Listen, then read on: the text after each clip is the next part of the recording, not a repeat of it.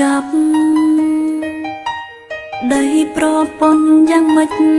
បើបងទៅបាត់ពេលបងត្រឡប់គឺមានតែរឿងឆ្លងតើស្រឡាញ់គ្នាធ្វើអ្វីរៀបការនឹងគ្នាធ្វើអ្វីបើទូនាទីជាប្តីបងមិនបងពេញសពបងមានស្រីក្រៅប្រពន្ធធ្វើអ្វីក៏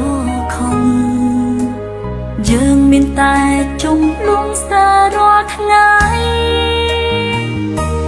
ទាំងភ្នែកស្រីម្នាក់នេះហូបរសឈឺធ្ងន់ប្រពន្ធស្រឡាញ់នឹង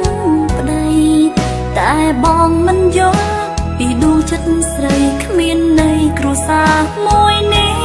តាំងពីរៀបការហើយបងមានគិតទេបងបានធ្វើអ្វីដើម្បីអូនខ្លាំងគ្មានទេអូនឈឺចិត្តណាស់អ្នកណាខ្លាំងមានជីវិតគូដូចខ្ញុំបងអាងសិទ្ធជាប្តីអូននិយាយមិនឈ្នះបងអោបស្រីក្រៅផ្ទះតែអូនអោបកូនយំនេះជារឿងពិតជីវិតគ្រួសារខ្ញុំខំមាត់អត់ទ្រាំ